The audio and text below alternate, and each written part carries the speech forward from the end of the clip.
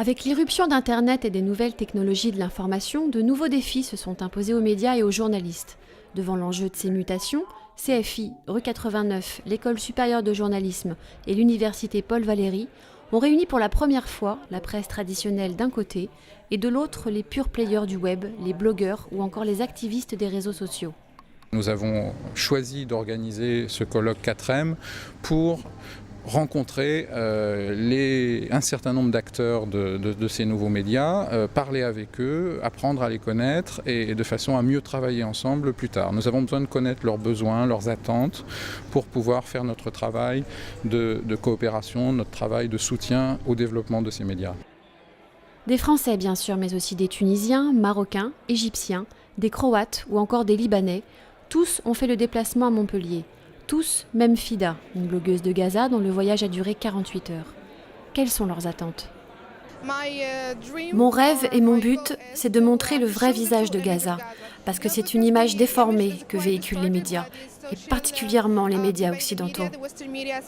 Cette évolution des médias en général et en plus dans notre région du monde à nous, c'est-à-dire le Moyen-Orient et l'Afrique du Nord, présente des défis très importants et je pense qu'il y a un manque de clarté qui fait qu'on a besoin de réflexion, qu'on a besoin de gens qui se rencontrent, qui parlent, qui confrontent leurs idées pour y voir un peu plus clair en termes d'évolution. Cette réflexion pour voir vers quel modèle on est en train de s'orienter, quelles sont les nouvelles possibilités qui vont définir aussi bien des enjeux économiques que des enjeux politiques. Enjeux largement évoqués lors de nombreux débats et ateliers, au menu construire son modèle économique, comment organiser l'information citoyenne et le débat de clôture attendu par tous sur le web et la démocratie. Un débat autour duquel Pierre Aski et Slim Amamou ont pu confronter leurs points de vue.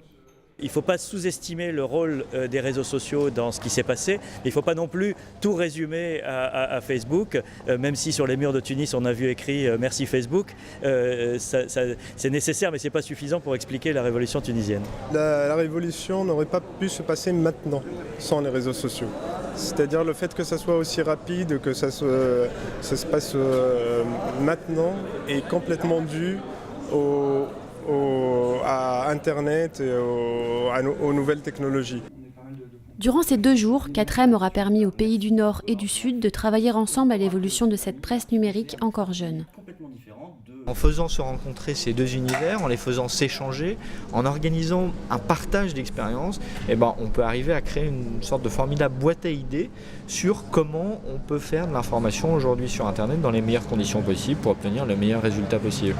Je pense qu'on est un peu arrivé à ce résultat-là, c'est pour ça que j'en suis très content et que j'espère qu'on arrivera à pérenniser le principe de ce moment d'échange, de cette boîte à idées.